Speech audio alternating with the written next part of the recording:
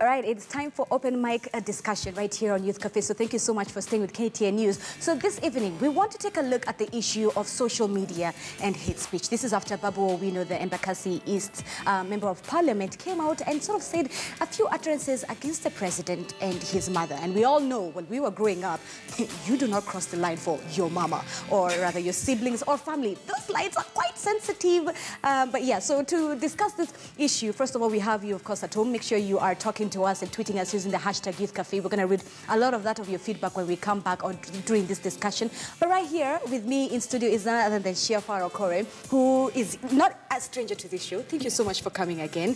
She wears quite a number of hats, but this evening we're going to go with the program officer at Siasa Place. Thank you again for coming. It's always a pleasure to have you here. And on your end, this side ni gentleman wachikia medunga na kafiti na anaitwa James Wanyande. Of course, nitakumurika na maswali kibao sana because huyu jamani advocate na also I represent NCAC. Karibu sana kwa studio. Asante. All right, so let's just jump straight into this. Yes. Oh my goodness, is it that he did not know, and when we Babu Owino did not know that you just don't cross the line when it comes to family? And this is not the first time that we're seeing hate speech. Moses Kuria is quite notorious for it online. But everyone else, Babu caught everyone off guard because he went for the mother. It's societal rules. It's like, it's rule. You just do not go for the mother, for the siblings. Stay away from family. And children. You just don't. So, what do you think? Let's begin with that. For you, what do you think when you had those utterances from Babu Owino and then in regards to also him posting it on social media? You know, that's the place where it sort of picked up the heat from. I think as someone who engages a lot online and someone who does civic engagement and someone who's just very much involved in the everyday ongoings of this country, I think for me, when I heard them, I thought we must have lost our sense of anything and everything, because it doesn't matter how much we disagree in regards to opinion. It doesn't matter how much I don't think you are worth being where you are as a leader. I disagree with very many leaders every day. It's my job.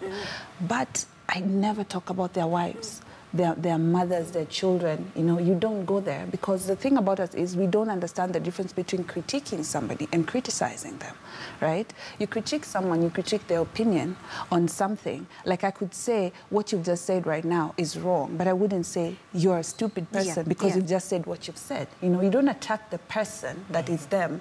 You attack what is their opinion of something, and that is what you put in context. So when I heard this, I thought, wow, how wrong we have lost it and how far off we are from the right road. And the sad thing is, people cheer. Let me ask you, do you think, because I mean, it's been less than 2 months when Kenyans went out and voted and he passed for it. And before even that, even here on Youth Cafe, we really talked a lot and we were so proud about it, about young people really coming out to play a part in this election in terms of voters, us ourselves going out to vote, but also the people who we are going to vote for. What does this paint as an image of young politicians that we had always, maybe we still have so much faith in, that will play a different role? I think we don't lose hope on young people, especially those who vied or those who want to vie, being that I also am one of those people who helped very many people who vied, who were young. You don't lose hope in them because of the utterances of somebody like Babu Owino or somebody like Moses Kuria, right? They're individuals and their mistakes should be handled as on an individual basis, and that shouldn't be like put on a blanket and say, okay, young people have also lost it, because we see Babu Owino as one of the young people who's now come into parliament, as now has all these utterances that are despicable. But that doesn't mean all of us are, because I don't think he speaks for me. I don't think he speaks for you or anybody else, right? He speaks on his own capacity. So my question would be, has his party, the party that gave him the ticket to vie on, accepted these remarks? Have they shunned it down? Have they condemned it? Or do they accept it? That's the question. James, lakini tuache kupretend. Usi mse wa kwanza kuongea hivi. Na does it mean that our legal systems ziko weak in that watu kama hao wataishi na sisi every single day na pia ni popular? Is it because we've decided that in Kenya we're going to make all our politicians popular? That's why hate speech inakuja kwa one of the biggest issues. I think the first thing probably I'd like to correct is that the utterances by Babu Owino were not hate speech. If you look at the definition of hate speech under the National Cohesion Integration Act, they are words or utterances that would incite ethnic hatred, or surround or around or would, in the circumstances that the words are uttered, would incite ethnic hatred. So for the words that he uttered did not amount. There was nothing ethnic about it. He was attacking an individual or an individual's family. So it was not hate speech. The words he uttered were, as you notice, he was charged under the Penal Code, under Section 77 with subversion, not under the NCI Act. So I think the legal system, as it is, I don't think it's weak. I think we have adequate laws, and NCIC has been cracking the whip on hate speech in particular, not only on social media, but in political rallies. And I'm sure in the next probably number of months or days, you'll hear of a number of individuals who are in court and probably will be convicted. Okay, hate speech msee anaongea mara moja, inaibu jina ya mtu, ina change venye watu wanafikiria mara moja. Don't you think legal systems zetu ziko a little bit slow? Ama ni lazima evidence yote ikam tutulie? Don't you think it's slowing down the justice? Because kuna mtu ametukanwa sahi hapa hivi. In as much as aonyeshi ametukanwa, he will be able to tell a group of people, because Kenyans, tuko na politicians na they are self-declared tribal leaders, whether you like it or not. That's why kila mtu anasema hii stuff ni hate speech. If you notice how fast the police force acted on Babu Owino, I don't think you can say we took time. Time was taken. I think within 1 week he was arrested and been charged in court. Possibly the other matters that are in court are taking long. But we must allow due process of the law. Investigations must be done. Evidence must be gathered, so that you can, get watertight cases in court that will stand the tests in court. Yeah. So I think you need to give us a bit of time to gather enough evidence to try the individual. James, there's something that you've said that has caught my attention, that what Babu said was not hate speech. Yes. How do you categorize something as hate speech? For it to be hate speech, the utterances must incite ethnic hatred. Okay. Yeah, so if it doesn't incite ethnic hatred, if it doesn't cause, if it doesn't sound like it's one ethnic group being rallied to fight against another ethnic group or hit another ethnic group, then it doesn't amount to hate speech. Then what do we call your stuff directed to an individual? The insulting. It can be an insult. It can be an insult. So just because haikuwa directed to an ethnic group, inamaanisha haikuwa intention yake haikuwa hate speech, exactly. Oh, yeah. So you notice that he's been charged with subversion because he uttered the word insults, but not to aim at a particular ethnic group. Okay. Yeah. So that's why it's subversion. I would love to know why Moses Kuria is not in jail though. Because he's spoken, he said things around communities, right, that were ethnic, driven towards that. And there's evidence of this in media, right? There is, and just to add also on top of that, because I was going to add, just on top of what Shefar has said, it's the issue of cash bail. I don't understand why there's always... The getaway card is the cash bail, 500,000, etc. And so when will the likes of Moses Kuria, when will the likes of Babu Owino, because I did my reading and it said that if he is found guilty, Babu Owino, he has about 7 years sentenced to jail. What is it with this cash bail? I feel like it's a getaway card for them. It's not a getaway card. You see, under the Constitution, everybody is entitled to cash bail if you've been arrested. Even if you've been arrested and charged with murder, then you're entitled to cash bail. But you will notice that the courts are becoming a bit more stringent with the terms and conditions that they're giving on bail. I know the latest case for Moses Kuria and Johnson Muthama, one of the conditions was that if they utter certain words that might cause disharmony in the country, then the cash bail will be cancelled and they will be jailed. Okay. Yeah. So bail is a right, but the terms in which bail will be given are becoming more and more stringent.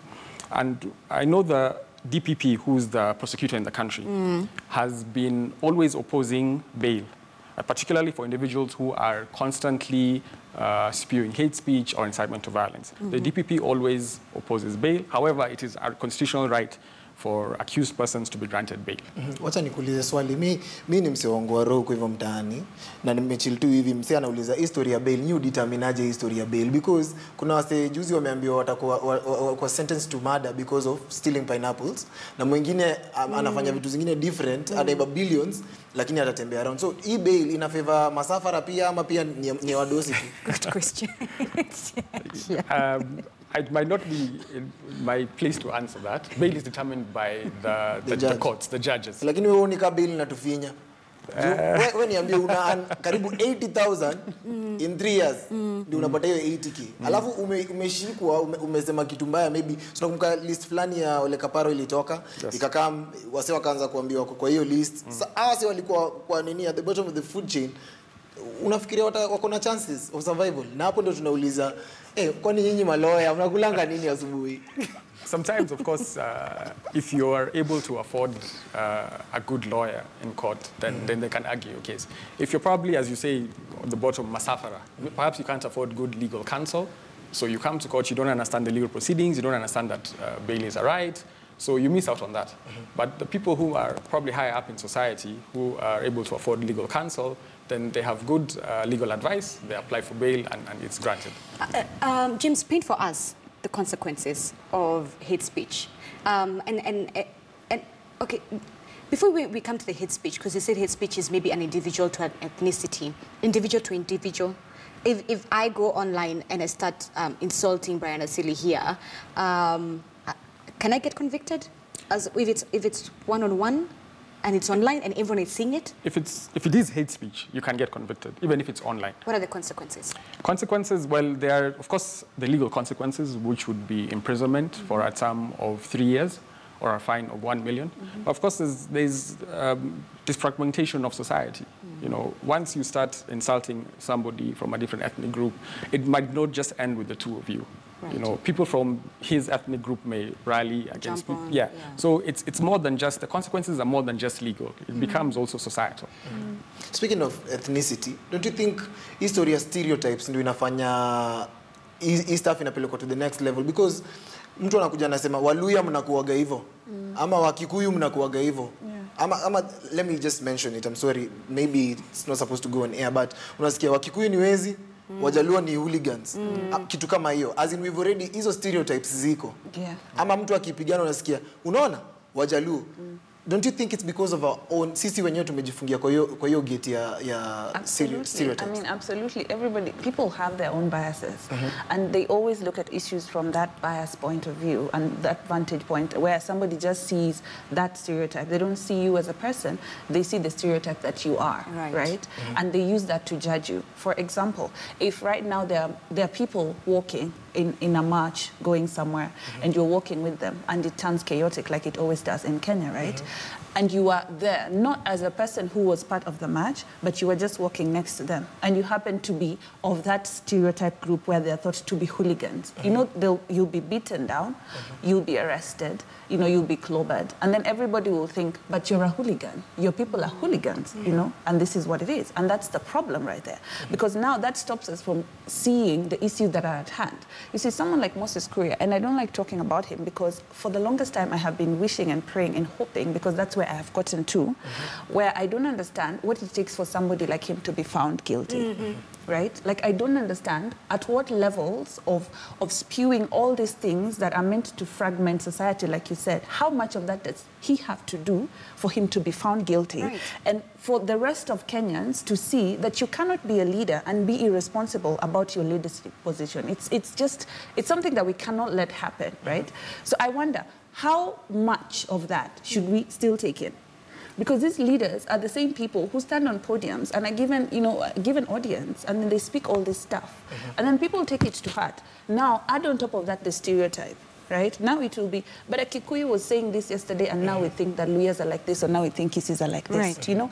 And then you don't know what goes on down in society. And it's a terrible, terrible thing.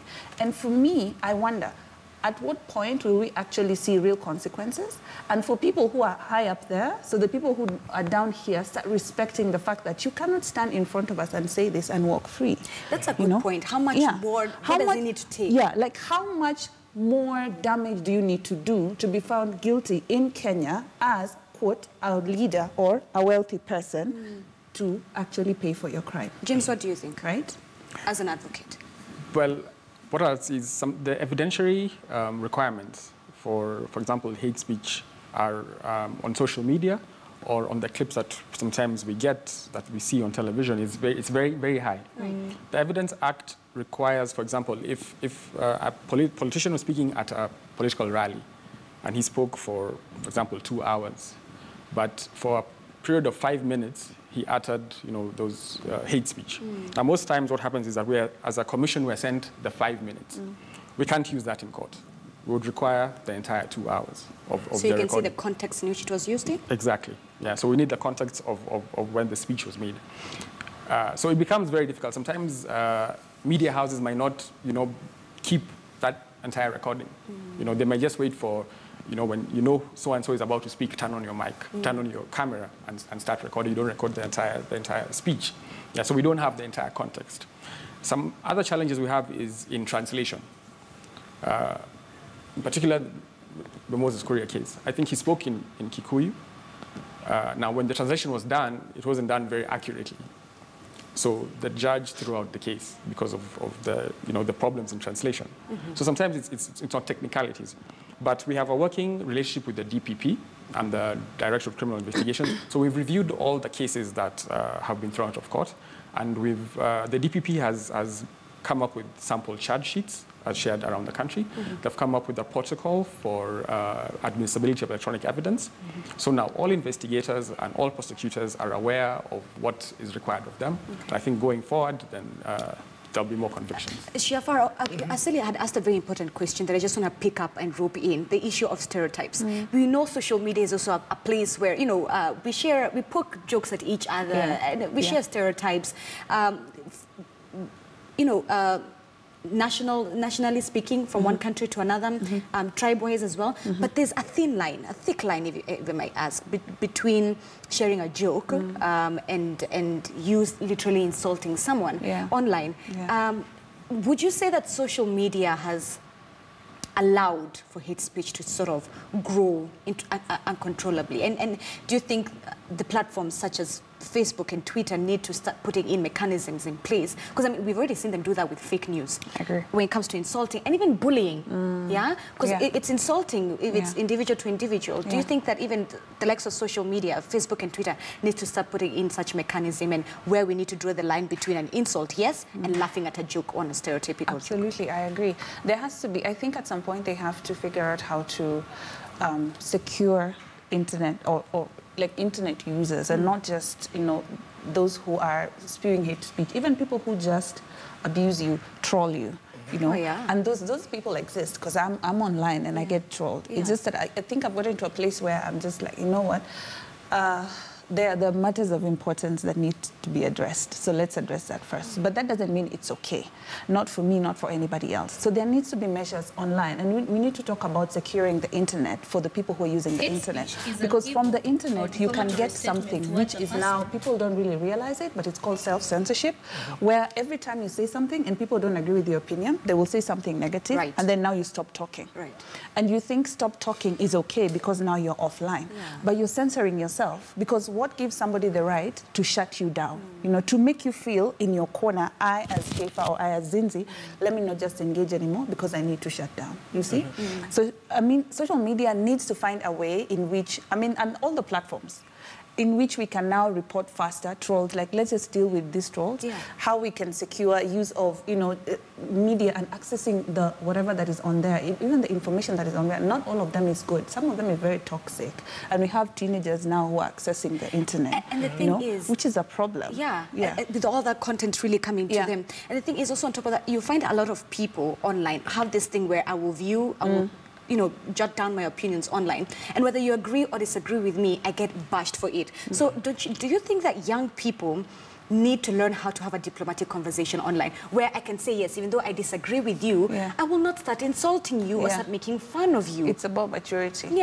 It's about maturity, and I think that is not even about age. That is for everybody. I have seen it with even people whom you think should be much more aware of what they say and how they say it, because it's always about how somebody says it.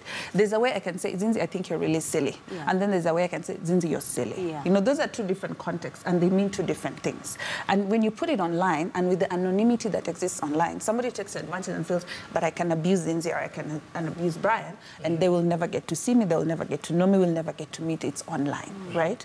And then if you even report this, you know, even our police need to be trained on how to police social media, because it can be done, but there has to be a training around it where you are not limiting people from speaking, but you're able to pick up the negativity that is on there that is not healthy for the people using online platforms. And police don't know how to do that, because I remember there's a friend of mine who went and reported that people were attacking her online, and they said, but why don't you just log off?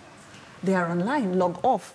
You see, what he doesn't understand is the moment somebody feels that I have to actually go to a police station and report that I'm being harassed online, it is above and beyond logging off. You know, it's good into a place where you can run away from it and something needs to be done. Right. Then the thing is, our police don't know how to deal with social media attacks. Like, how do you catch this person? You know, how do you charge them? How do you find them? Because most of the time they'll tell you, but you are online, so it is your fault first before that person said anything. So there's a lot to be learned about use of social media and use of secure social media. Okay. Yeah. And as always, we asked you to send us your WhatsApp videos or your comments and your feedback in regards to what we're discussing this evening, which is hate speech on social media, and a lot of you did so. So take a look at what you had to say. Hate speech is an evil or defamatory statement towards a person or a group of persons with the intent of causing disunity. Tena, the punishment for hate speech offenders should be treated according to one's level in the society. Nairobi City, we should be having a very large billboard so that anyone akipatikana na hii issue ya hate speech, picha yake inakuwa displayed for a month. 1 month tunapaswa kuita kitu kama frame of shame. Hate speech is a speech which attacks a person or group on the basis of attributes such as race, religion, ethnic origin, and gender. Therefore, hate speech, according to the law of Kenya, it is against the law, and therefore anyone should not use hate speech, because if you will be fined, you may... Anybody who's found engaging in such kind of speech, they are a cancer to the society, because they are causing a disruption, they are causing a lack of peace. And I think the penalty of having hate speech is you can be jailed. Isn't it good? You should be charged. And I think its penalty should be some years in prison, because it's not right to talk to anyone, to abuse anyone in public. It can drag us back in terms of that unity and peace, you know, because we are supposed to be united as Kenyans. But I think our society would be so much better off without hate speech. So yeah, it should be prohibited completely. And I think the penalty should be being in prison. And you know, we need a serious judiciary to prison this one, then they'd be whooped.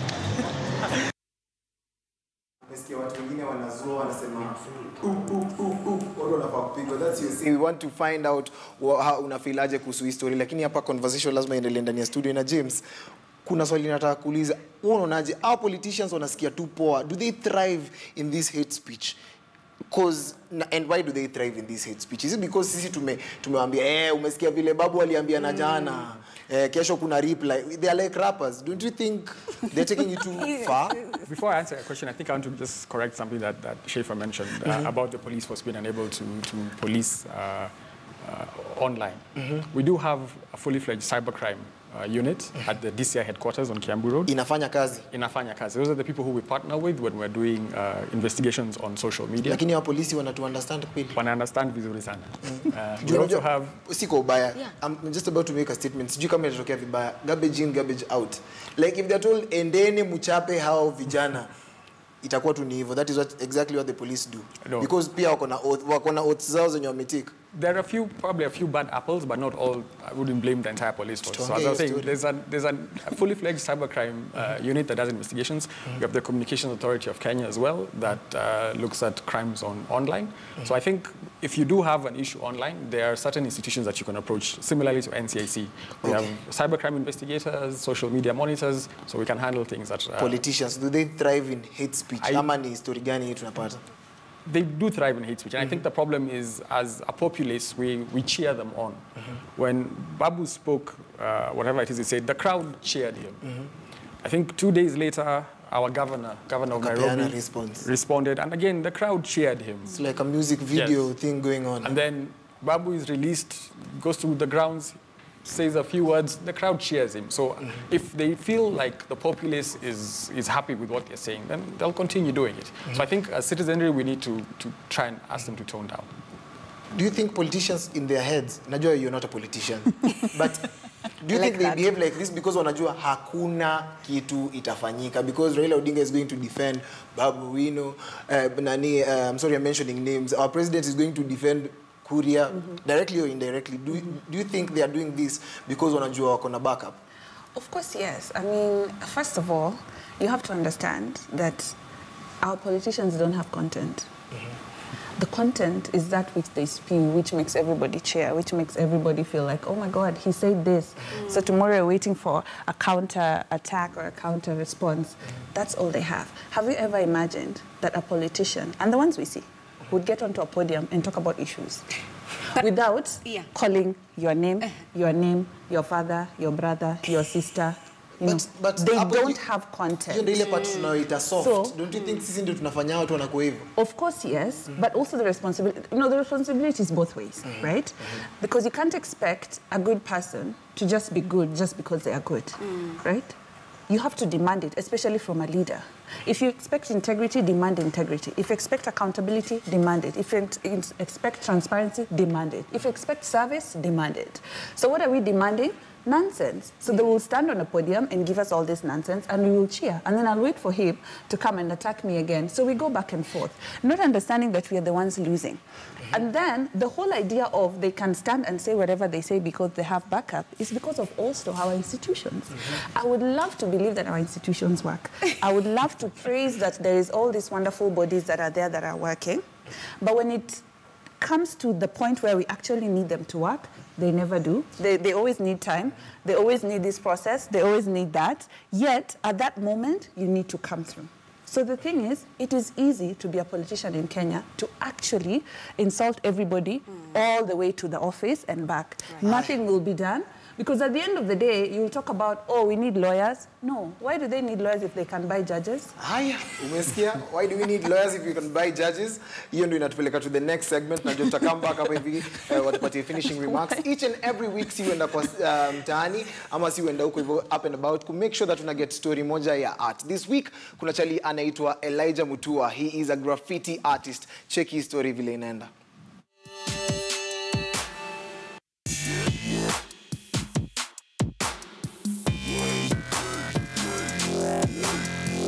I'm Elijah. My artist name is LJ. I'm a graffiti artist and I'm a painter. I studied for art at Buruburu Institute of Fine Art. Be a graphic designer, but along the way, everything changed. My folks were supportive, but there was a catch. They told me, get good grades and then you're going to do whatever it is that you want to do. When it started paying off, when it started winning me awards, it became something that's commendable. Now they wanted, they at least I cleared off that mentality that parents have. If you're an artist, you're going to be a starving artist. I've been doing it for a long while, but I started professionally in 2009. So I used to commute when I was a kid, going to school. So I always saw this colorful artwork on the interior and on the exterior. So I was always drawn, that was like the point where it all struck me that this is quite something, and I wanted to do that. Where it got real was when we had a competition at British Council for graffiti art. So that's when I took it to a professional level and started painting on walls. That is when I started using spray paint and all. Yeah, and it's been quite a ride. The appreciation has really grown. Right now, we have artists doing exhibitions, we have people selling their artwork, artists painting on matatu since it was made legal. My artwork is ranging from 3,000 from the small pieces to 100,000 and over. Yeah, in terms of price. It does pay, but you have to groom yourself as an artist to understand the business bit of selling your work. you have to not be a producer of art only, but you also have to understand how to sell your work, how to price, how to package your work professionally, where to take your work, you know, to galleries, how to market your work. You need to learn the ropes of the business, basically. So it does pay, and like I told you, people are warming up to graffiti art right now. As at now, graffiti has positioned itself in the art scene in Kenya. One of the major challenges is distinguishing graffiti art from vandalism. But right now, there's a clear-cut difference. The line is still blurry, but there's a clear-cut difference. If you go to, you know, formal exhibitions, formal spaces, you'll find graffiti art there. But I think what is considered vandalism is people painting on people's property, private property, public property. Stay true to yourself. Stay true to yourself. Stay true to whatever it is that you're practicing. Persevere, because it's not an easy road. But if you're passionate enough and you practice and you're good at it, people will start paying you to do whatever it is that you're doing.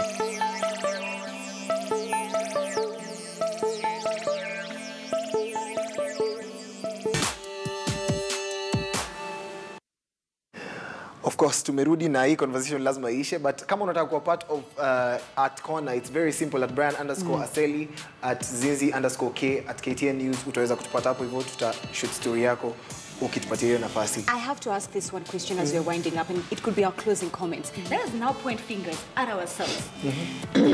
The leaders that we vote for reflect our society. Yes. 1. 2, who we are as society. 2, we entertain this. Yes. We really do. When Babu says something, we're like, hey, you saw what Babu said, or when Mrs. Kuria does something. Yeah. We entertain it. Let's be honest with ourselves. Majority of us Kenyans will entertain this. Yes. So aren't we not to blame ourselves as well? We I think the root absolutely cause also, we have something to do with it. We absolutely are. In fact, let me just read something about some famous quote that talks about that. And it says, now, there's one thing that you might notice I don't complain about: politicians. Everybody complains about politicians. Everybody says they suck. Well, where do they come from, these politicians? They don't fall out of the sky. They don't come from a membrane. It's what our system produces. And the system is us. Garbage in, garbage out. If you have selfish, ignorant citizens, you're going to get selfish, ignorant leaders. Oh my goodness. So you shouldn't even complain. That is a perfect closing remarks. James? I think picking up from that, I would just probably encourage all social media users to be responsible in how they use social media. They should use it for, you know, positive aspects, not you know, insults or, you know. So, and if you come across hate speech on social media, kindly complain to NCIC, and we shall take the relevant measures. All right, thank you so much, James, for coming with an advocate and of course GFR. Thank you guys for being part of this conversation and driving it this evening.